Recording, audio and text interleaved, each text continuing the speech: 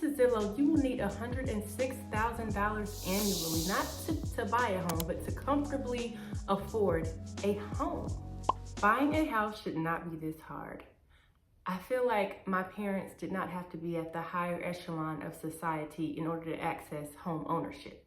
Now, according to Zillow's economic research scientists, all a person needed in 2020 was $59,000 a year. $59K versus $106K now in income to buy a home, just 4 years ago. That is an 80% increase. Now, if you're thinking people that got into their homes, they're good, they got the good interest rates, they don't have anything to worry about. Well, just because a person is a homeowner doesn't mean that they don't also feel the pain. According to Forbes, the monthly mortgage has almost doubled since 2020.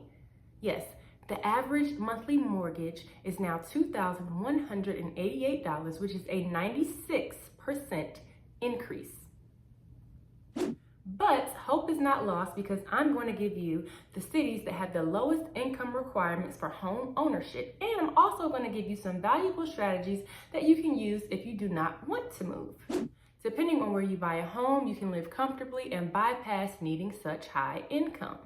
According to Zillow, the 5 cities that have the lowest household income requirements are Pittsburgh, Memphis, Cleveland, New Orleans, and Birmingham. Interestingly enough, you want to avoid these next 5 cities as they have the highest household income requirements: San Jose, Silicon Valley, San Francisco, Los Angeles, San Diego, and Seattle. It is extremely expensive to live in California. Almost $500,000 for San Jose, Silicon Valley to even get into home ownership, just average, just get in the door into home ownership. You know, people, and that's interesting too, because people will go to California a lot of times because it's a cool place to live, not understanding how expensive it is to live. So that's something to consider before moving to California.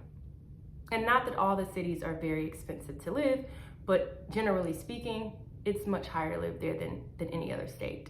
Now that we know the cities that have the lowest income requirements for home ownership and the cities that have the highest income requirements, now I will give you some strategies that you can use so that you can attain home ownership without needing that average $106,000 annually. Number 1, you can wait it out. Wait it out, save more money for a larger down payment. This helps decrease the loan amount and ultimately helps to decrease your monthly payments. Now, you may be thinking, I don't have time to save more money, and where am I going to get the additional money to save? Well, this is exactly one of the tactics that I used before I bought my first home. I could have moved and gotten a nice apartment, but in 2013, I moved back to the States. Yes, I was living in Colombia, South America, finishing up my graduate degree and doing my international internship. Coming back to the States, I stacked my money up for 3 years at my mom's house to save up for my house. In fact, my sister was saving up her money also so that we can go in together and buy a home. With that time, we were able to make a larger down payment on the house. Now, this tactic can be done to not only decrease your mortgage payment, decrease your loan amount, but it can also help to decrease or completely remove your PMI, which is your private mortgage insurance. The second thing you can do, especially if you already have a good amount of money saved, is you can wait for mortgage rates to drop. According to Business Insider, mortgage rates are expected to fall in 2024. Research is showing that rates likely won't go down to the lows of 2020 and 2021. Now, will mortgage rates go back down to 3%? Anything is possible, but if trends continue as they are, that is likely not to happen anytime soon. You're like, well, why not? Well, it's all related to the reason that rates went so low to begin with. To ease the pressures of the COVID pandemic, the Federal Reserve decreased the funds rate close to 0. And then it purchased a whole bunch of mortgage-backed securities to avoid an economic crisis. This drop in the funds rate allowed mortgage rates to drop very low also, with mortgage rates reaching an all-time low of 2.65% in January of 2021. You know how rare a rate of 3% is? Well, Lawrence Young, chief economist at National Association of Realtors, shared with NBC that he doesn't even think that mortgage rates will get to a 3% range even in his lifetime. With that knowledge, waiting takes on a whole new understanding that you can wait, but rates will likely not go back down to the 3% levels of 2021. In fact, rates are expected to be around the 6% range for 2024. Now, number 3, if you don't want to wait for mortgage rates to decrease, think about moving to another city so that you can attain home ownership for a much more affordable price. The thing is that you definitely don't want to take the chance and purchase a home that you really can't afford. Homes in the hot spots and prime locations, those are going to be more expensive. On the other hand, homes that are in a transitional area but still in a safe neighborhood with safe schools will likely be more affordable. Also, there's a trend where people share a home with a family member or with a responsible friend to make home ownership that much more attainable. Funny thing is that I've seen much more cars parked on the curb when I'm driving by in my neighborhood, which tells me that multiple people are sharing a home now.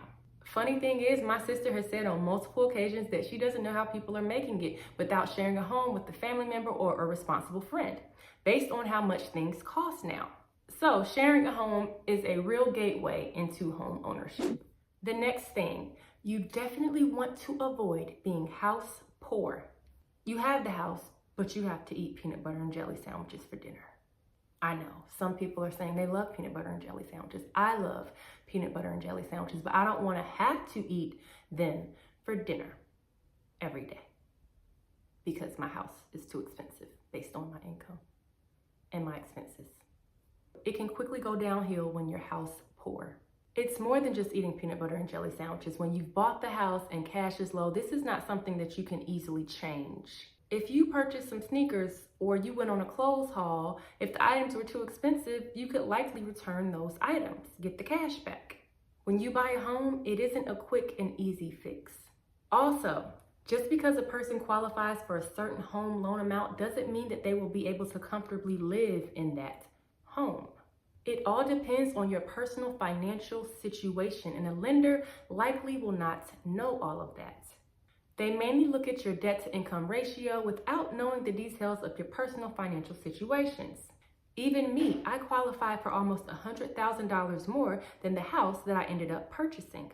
I didn't look at houses in my highest qualifying range. Why? Well, I did not want to be house poor. I knew I wanted to still travel. I want to go to restaurants, and I just want to do the things that I enjoy. It's not about being house poor. It's about being able to comfortably afford the home. Now, if you're looking to save more money because you do want to buy that home, or just looking to save more money in general, but you feel like you're living paycheck to paycheck like most people are, to avoid that, take a look at this video right here. Thank you for watching, and I will see you in another video.